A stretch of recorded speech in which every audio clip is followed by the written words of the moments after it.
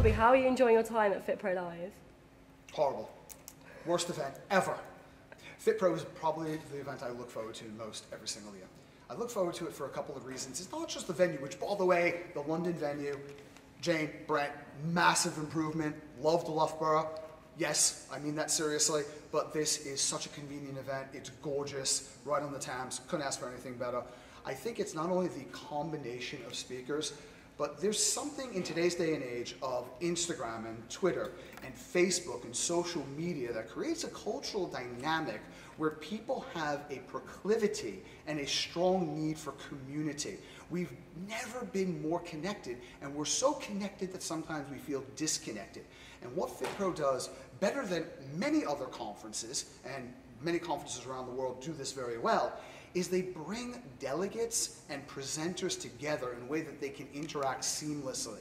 And I think it's more important to facilitate that interaction than even the information, because that allows you to get away from your triggers and the things that derail your focus in your everyday life and really come together with commonality, because affiliation is power, because you reflect the people you hang around most. And if you hang around some of these extraordinary delegates and some of the phenomenal speakers that we have at Fitpro every single year, you cannot help but become a little bit more like them, and that's a very good thing.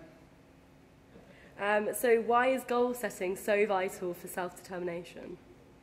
Well, goal setting is vital to initiate an action. Goal setting is not vital for long-term adherence, and I'll explain to you what I mean. If you take a look at the things you have to convince people to do and not convince people to do on a daily basis, you do not have to convince people to go on holiday. Now, what's the goal? What do I get at the end of holiday? I have less money, and I've probably done things to my body and brain that makes me forget what it was I did on holiday that was so enjoyable. Thank heavens for pictures. But what I get out of it is an intrinsically rewarding experience where the payoff is in the process. A goal helps you to focus on a future point, hopefully that resonates with your values, things that are really important to you. Because when you have alignment between what you're doing and what's important to you, the attributes of willpower and discipline and passion occur automatically. But when you pursue a lower level value, especially if it's at the expense of a higher level value, you struggle against yourself. And you constantly have to renew your levels of inspiration. You constantly have to pull yourself up by your own bootstraps and discipline yourself, and that doesn't work very long. So when you have an inspiring goal in the future, it initiates action, and continual action creates habit. And habit could either be your slave, or it could be a tyrannical master. Warren Buffett says that the chains of habit are too light to be felt until they are too heavy to be broken. So by initiating action with a goal in the future that inspires you, you create the habits that serve you, but long term, the way to stay on point is to do something that you so enjoy that you can't imagine your life without being able to engage in it. And then you don't need a goal, because whether it's exercise, whether it's career, whether it's a relationship, what you're engaging in is not merely what you do. It is the epitome of who you are. And so why is saying, my trainer works so hard today, why is that the wrong thing to say for a client? Because I think the role of a trainer is that of a coach. And a coach is someone who gives someone the resources to be at their most resourceful. In other words, they draw out the solutions, treating the client as if they are the expert of their own life, and therefore the solution resides with them, not me. My value resides in me helping you get the best out of yourself. So if I set a goal for you and I push you toward it and you accomplish it, who won? That was my win, the trainer.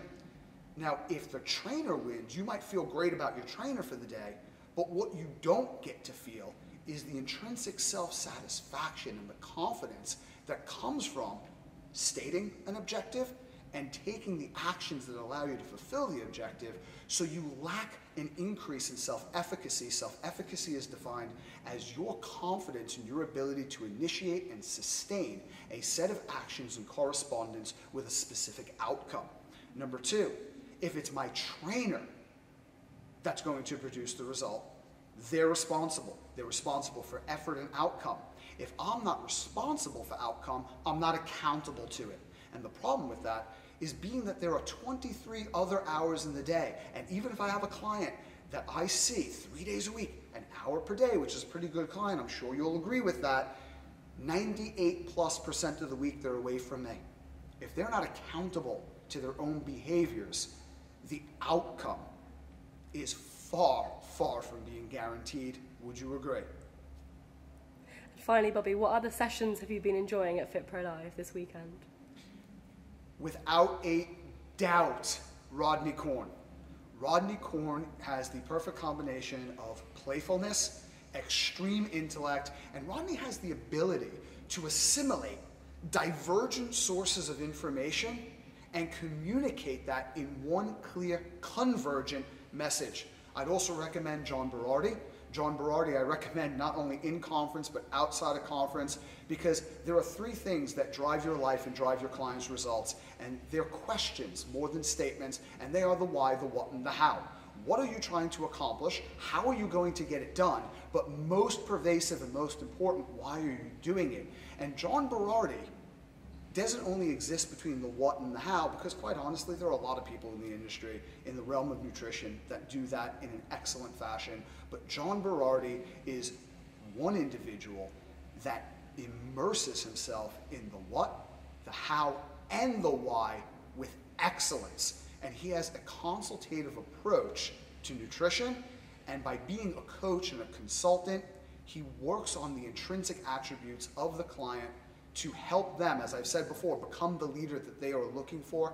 He's not only brilliant, he's powerful, he's effective. You've got to go see John Berardi. Peter Twist is a favorite of mine, not just because he has phenomenal hair, but I think his philosophy, his ideology on life is really important. And he has a personal story that shows you he lives 100% of his philosophy. As a matter of fact, you'll find out more if you go to Peter Twist sessions, but he is living today still because of his philosophy. He's nothing short of heroic.